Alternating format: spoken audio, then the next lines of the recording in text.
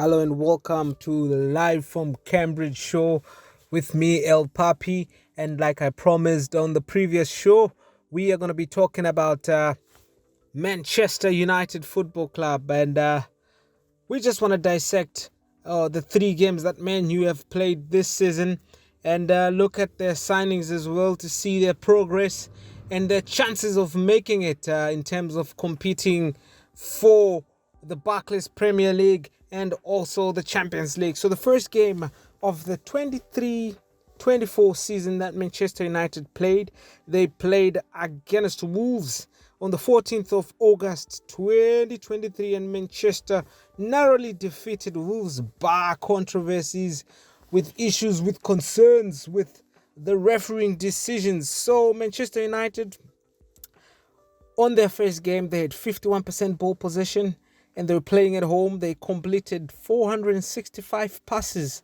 against Wolves, which had 439 passes.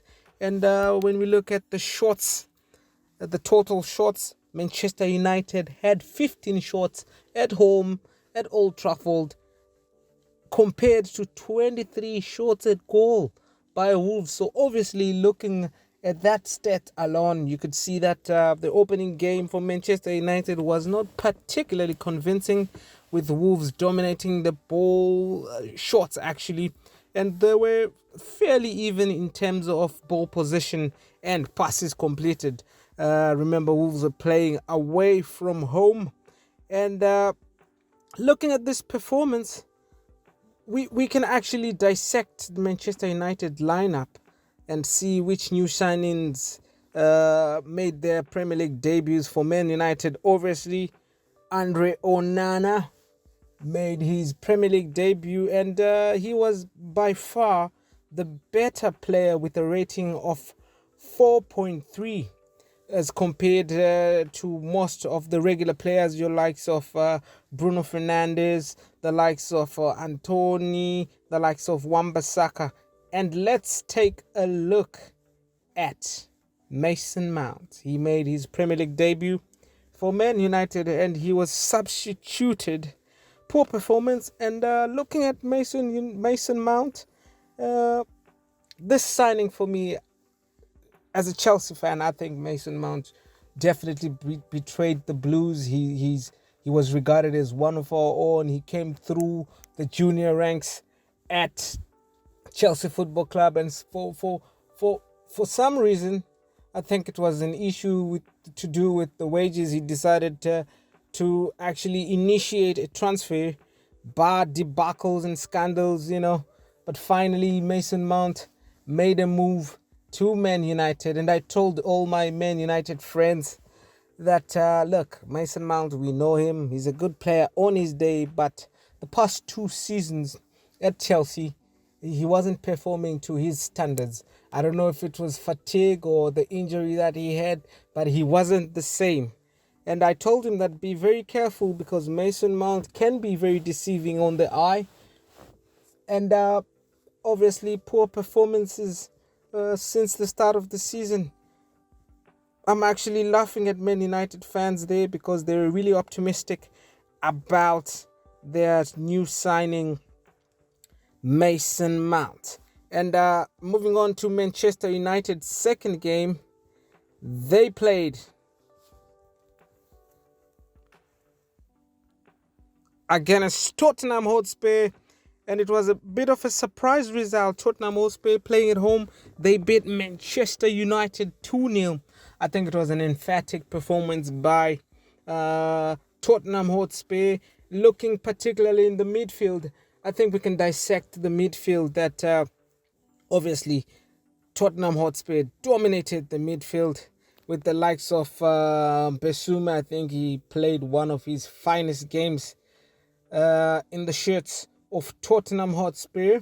Manchester United fielded Mason Mount alongside with Casemiro. So this is the issue that I have with Mason Mount. Mason Mount is not necessarily a double pivot player in the midfield. That's why you saw that Casemiro was having difficulties, because yes, Mason Mount has natural work ethic, but in terms of interceptions, winning balls for the team, I think he lacks in that department or in that regard. So that's why you saw the likes of Besume and Sa really dominating that midfield.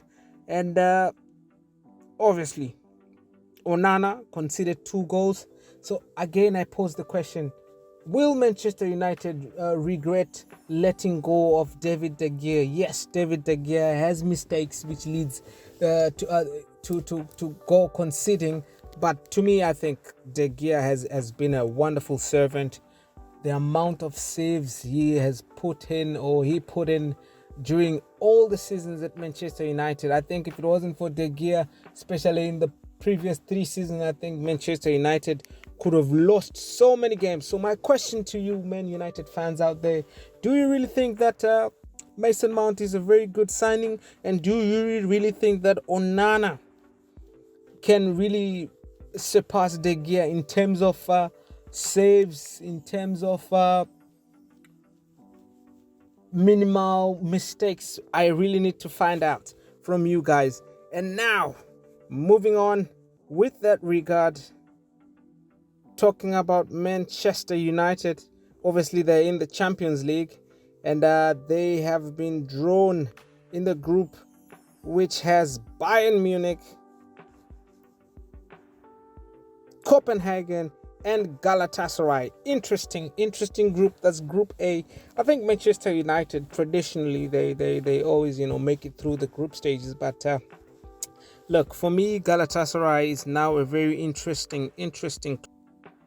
They have actually revamped their squad. Let's look at the new signings at Galatasaray that can really cause a threat in terms of Champions League progression in Group A. Mario Icardi, seasoned striker, seasoned veteran. Yes, he has had his ups and downs off the field and on the field, but he moved from PSG for a fee of 10 million. And then we have a central midfielder, Karim Demirbay, transferred from Bayer Leverkusen for 3.7 million. And also they've revamped their defensive department with Kayan Ayan, who was signed from Sassuolo for 2.8 million. He's a centre back. And of course, Angelo, the journeyman, moved from RB Leipzig to Galatasaray for a loan fee of 1.5 million. They also signed another centre forward, that is Sadrek Bakambu from Al Nassr SC for a figure of 700k. I think it's a bargain for me because he's a very good player. He knows how to hold the ball. He has that physical presence and he's very good in terms of pressing. And also looking at one of the most exciting signing that Galatasaray has is the former Manchester United winger, that's Wilfried Zaha, free transfer from Crystal Palace, and add that attacking threat with Hakim Ziyech, transferred from Chelsea on a loan transfer. Look, they look like a new squad. They look like a revamped squad. And I think they have the pedigree to cause an upset.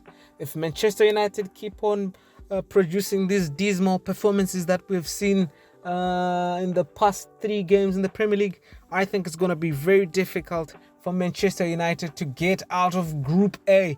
And also looking at Copenhagen, good squad. They are always perennial in the Champions League.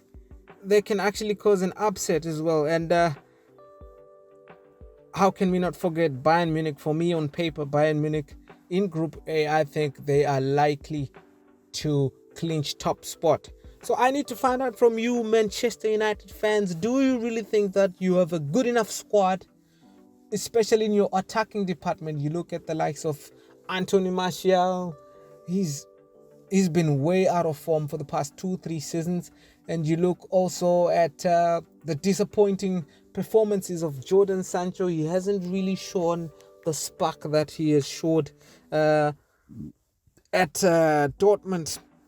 So, if it's not for Rashford to deliver for Manchester United, I really feel like there is no one that can really, cause a goal threat in terms of consistency and 100% performances. So for me, I think that Manchester United this season they're really going to struggle both in the domestic competition and the Champions League because the transfer window for me was not top notch from Manchester United, and also their squad depth is a little bit on the low, and individual performances of Manchester United star players has been dismal for the past 2 seasons. So it's going to be a really tough season for Manchester United, both in the Premier League and in the Champions League. So that's it for me, El Papi. And next week on the Live from Cambridge show, we're going to be definitely looking at Newcastle. We're going to see we're going to look into Newcastle's signings of the season, and also their games that they have played, and also their chances of progressing in their Champions League group. So from me, El Papi from Cambridge, it's bye for now.